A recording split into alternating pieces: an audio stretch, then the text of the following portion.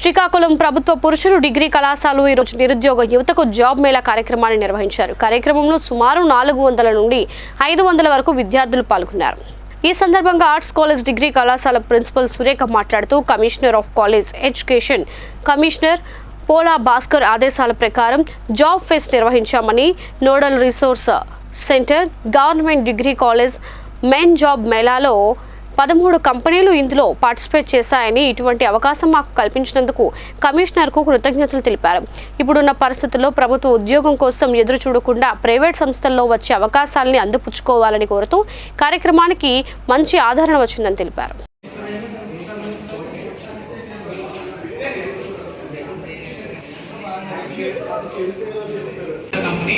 చూడండి, ఐసిఐసిఐ బ్యాంక్ ఇది on roll job, on roll permanent job. So interview process కొంచెం lengthy process ఉంటుంది, అంటే చూసి సెలెక్ట్ చేసేయడానికి అట్లా ఉండదు. టోటల్ 4 రౌండ్స్ ఉంటాయి, 4 రౌండ్స్ ఆఫ్ ఇంటర్వ్యూ ఉంటుంది. ఫస్ట్ ఇది ముందు అప్లికేషన్ ప్రాసెస్, ఇప్పుడు ఈ ఫామ్ ఫిల్ చేశాక application. Good morning to all. Commissioner of college of education commissioner గారు డాక్టర్ పోలా భాస్కర్ గారి ఆదేశానుసారం ఈరోజు NRC nodal resource centre government degree college for men శ్రీకాకుళంలో జాబ్ ఫెస్ట్ ఏర్పాటు చేయడం జరిగింది. టోటల్గా 13 కంపెనీస్ ఇందులో మనకి పార్టిసిపేట్ చేసినాయి. సో విద్యార్థులందరూ కూడా 500 స్టూడెంట్స్ నియర్లీ మనకి అటెండ్ అయ్యడం జరిగింది. ఆఫ్లైన్ అండ్ ఆన్లైన్ కూడా కంపెనీస్ అటెండ్ అవుతున్నారు.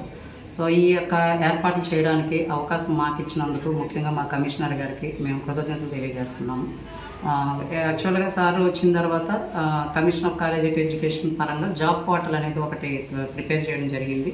అందులో ప్రతి విద్యార్థి లాస్ట్ 2 years నుంచి ప్రతి విద్యార్థి అందులో ఎన్రోల్ చేసుకోవాలి, రిజిస్టర్ అవ్వాలి.